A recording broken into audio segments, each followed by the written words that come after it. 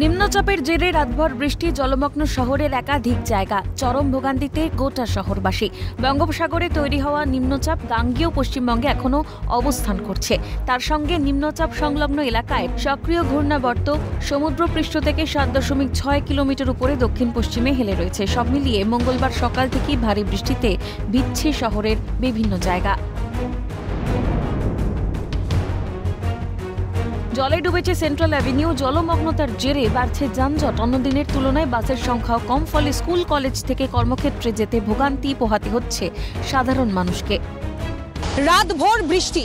মঙ্গলবার সকাল থেকেও শহর কলকাতায় একেবারে ভারী বৃষ্টির জেরে জলমগ্ন হয়ে পড়েছে কলকাতার একাধিক জায়গা। ঠিক যেখানে আমি দাঁড়িয়ে রয়েছি একেবারে সেন্ট্রাল অ্যাভিনিউর মুখে, চাঁদনি চক মেট্রোর সামনে জলমগ্ন গোটা সেন্ট্রাল অ্যাভিনিউ। আর কি বলা যাবে, প্রশাসন যা করে গেছে আর কিছু বলার নেই। চারিদিকে তো জলে জল, প্রশাসন কোনো দেখার সংকেত মিলে নেই।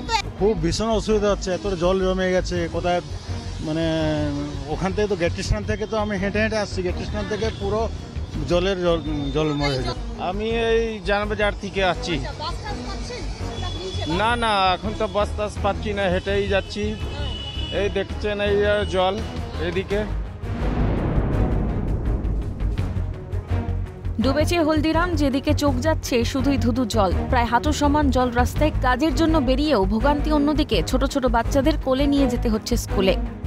এখনো পর্যন্ত সক্রিয় ঘূর্ণাবর্ত সেটা কিন্তু রয়েছে, এবং পাশাপাশি যে মৌসুমী অক্ষরেখা সক্রিয়ভাবে পুরুলিয়া থেকে একেবারে বঙ্গোপসাগর পর্যন্ত সেটা বিস্তৃত রয়েছে। আবহাওয়ার এই ত্রিপোলা পরিস্থিতির জেরেই কিন্তু দিনভর বৃষ্টির পূর্বাভাস ইতিমধ্যেই। VIP रोड है, ये जब जल होता है तब यहाँ जल जम जाता है। जल निकालने के लिए लमसम 5-6 घंटा लगता है। आज की दुकानदारी होगा?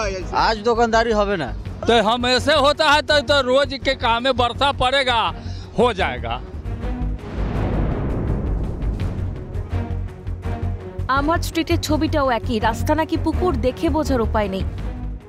বৃষ্টি হলেই প্রথম যেটা একেবারে শিরোনামে রয়েছে, একেবারে উত্তর কলকাতার এই আমহাট স্ট্রিট সংলগ্ন এলাকা এবং কলেজ স্ট্রিট। সামনে একটি বাইক আসছে, তার পিছনেই অটো আসছে। খুব স্বাভাবিকভাবেই যে ছবি একেবারে স্পষ্ট, যে একেবারে বাইকের যে অংশ হাফ ডুবে গিয়েছে এবং এখানকার যে সমস্ত বাড়িগুলি রয়েছে সেগুলো কিন্তু একেবারে জলমগ্ন রয়েছে। বড়বাজারের ছবিটাও ঠিক একই, রাস্তাঘাট সবই গেছে জলের নিচে। জল পেরিয়েই যাতায়াত করতে হচ্ছে সাধারণ মানুষকে। পাশাপাশি ব্যারাকপুর, ঠনঠনিয়া, কামারহাটি, বেহালা ও হাওড়া জলমগ্ন। সব মিলিয়ে আবহাওয়ার ত্রিফলার জেরে জল থই থই গোটা বঙ্গ। শহর থেকে জেলা ডুবেছে জলে। বুধবার থেকে শুক্রবার পর্যন্ত বৃষ্টিপাতের পরিমাণ কমার সম্ভাবনা। বিক্ষিপ্তভাবে বজ্রবিদ্যুৎ সহ হালকা থেকে মাঝারি বৃষ্টি বিভিন্ন জেলায়। শনিবার থেকে ফের বজ্রবিদ্যুৎ সহ বৃষ্টি বাড়তে পারে বলে আলিপুর আবহাওয়া দপ্তর সূত্রে খবর। ক্যালকাটা নিউজ।